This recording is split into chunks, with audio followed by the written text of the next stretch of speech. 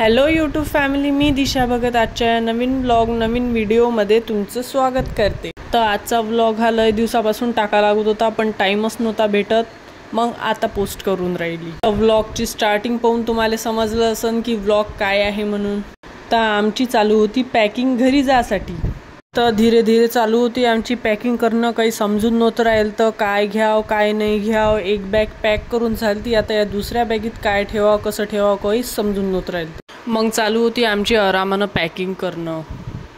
आमची म्हणजे मीच पॅकिंग करू राहिली, काऊन की हे सुट्टीसाठी अप्लाय करायसाठी सध्या बिझी आहेत, म्हणून सध्या मीच पॅकिंग करू राहिली। मग कशा बशा 2 बॅग पॅकिंग करून घेतल्या मी, आणि बाकीचं सामान तुम्ही पाहू शकता पूर्ण रूममध्ये फैललं आहे। हे सर्व सामान आम्हाला हँडबॅगमध्ये घ्यायचं आहे ना, आणि हे याचं ड्युटीचं सामान हे वेगळं पॅकिंग करा लागते। एका इकडे आमची पर्सनल पॅकिंग पण चालू होती, एका इकडे याची पण पॅकिंग चालू होती। सगळं डोकं खराब झालं। मग सर्व सामान घेतलं पॅक करून, जे पाहिजे ते घेतलं, जे राहिलं ते राहिलं। आता निघालो आम्ही दुसऱ्या दिवशी घरी जासाठी। पॅकिंग आम्हाला वेळेवरच करा लागली, कारण की सुट्टी भेटून नव्हती राहिली ना, मग वेळेवर पॅकिंग केली आणि वेळेवर निघालो आम्ही दुसऱ्या दिवशी। आणि बाहेर पाहू शकता किती ऊन आहे। आसामचं हेच वातावरण आहे, 8 दिवस ऊन तपते आणि 8 दिवस लगातार पाणी येते। आणि आज आम्ही चाललो होतो त्याच दिवशी एवढी ऊन तपून राहील तिथं, मला एवढा घाम येऊन राहिलता ना। आता वाट पाहून राहील तो आम्ही बस याची, पहिलेच तर एवढी गरमी होऊन राहिली आणि त्यात बस पण येऊन नाही राहिली।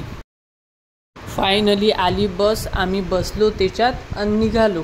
आणि हो, आम्ही चाललो होतो फ्लाईटनं, पण आम्हाला प्रॉपर नागपूरपर्यंत काही फ्लाईट भेटली नाही। मग आम्हाला आसाम टू कोलकाता जावं लागलं आणि तिथून मग ट्रेननं जावं लागलं।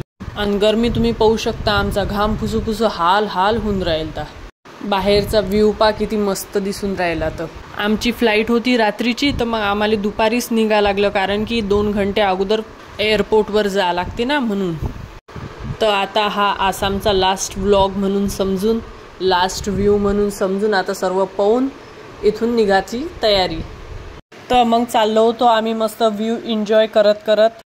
कॅम्पपासून गुवाहाटीपर्यंत जायला 3 घंटे लागतात, आणि त्या 3 घंट्यात आम्हाला माहिती नाही पडलं की संध्याकाळ कधी झाली म्हणून। संध्याकाळचा गाडीचा व्ह्यू पाहू शकता, गाड्या पा रात्र पा किती मस्त दिसून राहिला इथचा बाहेरचा व्ह्यू। ब्रह्मपुत्रा रिव्हर, आज आम्ही या साईडनं बसलो, या साईडनं काही दिसत नाही, त्या साईडनं बसलो असतो तर मस्त नदी दिसली असती, पण या साईडनं पण जाऊ द्या, मस्त व्ह्यू एन्जॉय करत चाललो।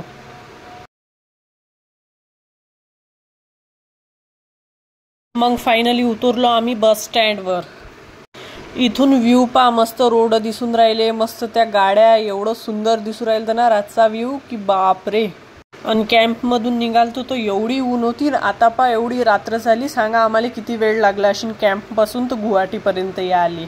तर आता तसंच अजून आता कॅम्पपासून गुवाहाटीपर्यंत आलो। आता गुवाहाटीपासून तर एअरपोर्टपर्यंत जाण्यासाठी आम्हाला काही ना काही करावंच लागेल, तर मग आम्ही केली मग कॅब बुक। मग बसलो गाडीत आणि निघालो एअरपोर्टला जासाठी। मग फायनली आम्ही पोहोचलो एअरपोर्टच्या एंट्रीवर। आता जाणार आहो एअरपोर्टच्या अंदर। तर एअरपोर्टच्या स्टार्टिंगचा व्ह्यू पाहू शकता तुम्ही, किती मस्त दिसून राहिला। तर आणि हे वरती सगळं आसामी भाषेत लिहिलं होतं, आसामी भाषा तर आपल्याला काही समजत नाही। मग आम्ही आमचं लगेज ठेवायला घेतली ट्रॉली, त्याच्यावर ठेवले आम्ही आमच्या बॅगा आणि चाललो आता एअरपोर्टच्या अंदर एंट्री करायला।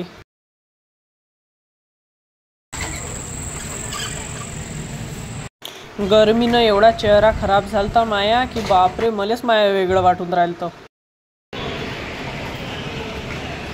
पाहू शकता गुवाहाटी एअरपोर्ट कसं आहे। तर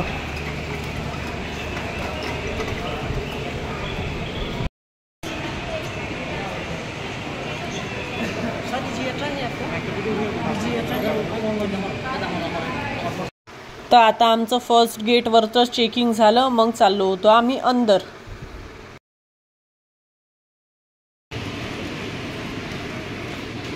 फर्स्ट टाइम मी एअरपोर्टमध्ये आली, फर्स्ट टाइम मी विमानात बसणार आहे। तर हे होते आमचे बोर्डिंग पासेस।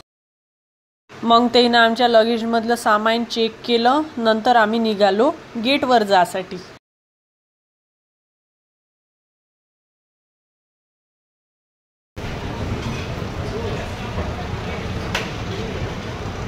मग आमच्या फ्लाईटला होता टाइम, तर थोडंसं आम्ही खाऊन घेतलं इथं।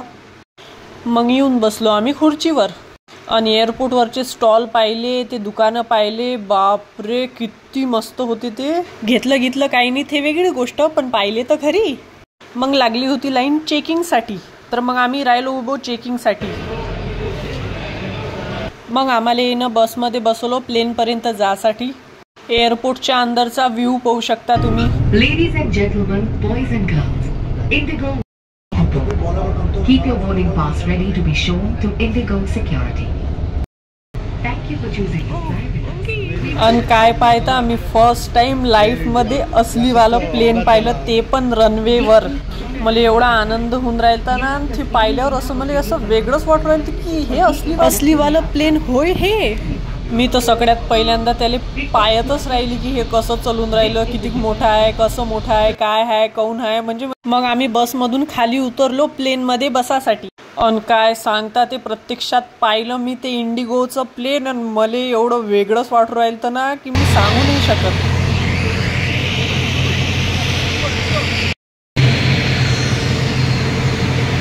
मग चाललो होतो आम्ही प्लेनमध्ये बसाले वरती. व्हिडिओ काढ.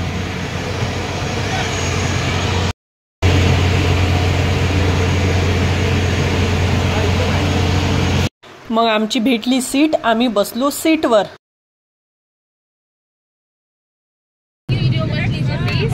आणि पाहू शकता प्लेन मधून नाईट व्ह्यू. रिअल मध्ये ते एवढं मस्त वाटून राहिलं ना ते की बापरे किती मस्त वाटून राहिलं. हेच लाईट आहेत ते वरतून दिसतात आपल्याला लुपुक झुपुक करणारे. आणि आज ते मी रिअल पाहिले.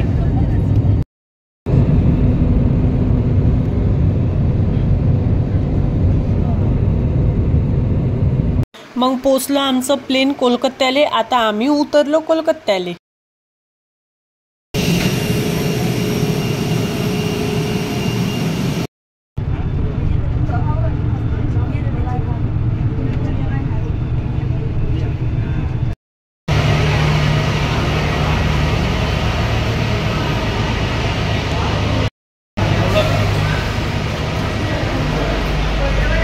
आता चाललो आम्ही आमचं लगेज घ्यायला.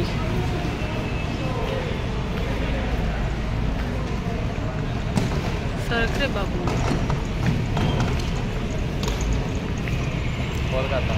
हे असं मस्त गोल गोल घसरगुंडी सारखं चाललं होतं ना. माया मन करी की याच्यातच बसावून मस्त गोल गोल फिराव, पण नाही बसू शकत ना. आमच्या बॅग सारख्या एवढ्या बॅग होत्या की मला वाटू राहिलं की आमची बॅग आली. पण आता आली फायनली. पहिले त्या दुसऱ्याच्याच बॅगा होत्या. माय कशी झाली. मग आम्ही आमचं लगेज घेतलो आणि निघालो एअरपोर्ट मधून बाहेर जासाठी. आणि बाहेर जाऊन पाहता का एवढी मोठी गर्दी आणि एवढी मोठी गाडीची ते भीड. बापरे.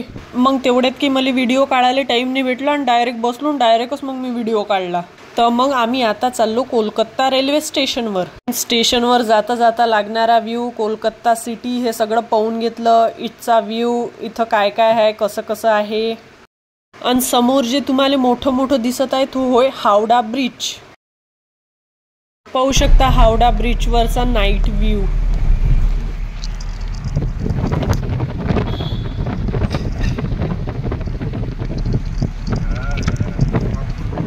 आता पोहोचलो होतो आम्ही रेल्वे स्टेशनच्या बाहेर. पाहू शकता रेल्वे स्टेशनच्या बाहेरचा इमारती, बाहेरचा व्ह्यू.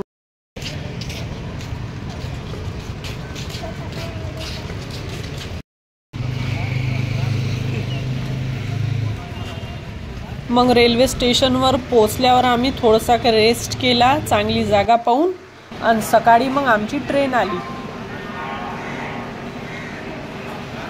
मग ट्रेनमध्ये बसल्यावर डायरेक्ट नाश्ता केला आणि झोपलो आम्ही मस्त दिवसभर. आणि झोपीतून डायरेक्ट उतराच्याच टाईमले उठलो आणि दिवसभर आम्ही झोपलो. दिवसभर आमचा ट्रेनमध्ये गेला आणि मग रात्र झाली ना आम्ही ट्रेनमध्ये उतरलो नागपूरले. या 2 दिवसात सगळं उलटं पालटच चालू आहे. दिवसभर झोपणं आणि रातभर जागणं, सगळं डोकं दुखून राहिलं. पाहू शकता नागपूर रेल्वे स्टेशन बाहेरून. आता आमची कॅब याची वाट पाहून राहिलो आम्ही. आता आम्हाला घरापर्यंत सोडून देईन ते. फायनली आली आमची गाडी, बसलो आम्ही गाडीत आणि चाललो आता घरी जासाठी। चला भेटू मग नंतरच्या व्लॉग मध्ये। आणि पुढे काही शूट करायची जराशी की ताकद नाही वाचली माझ्या अंगात।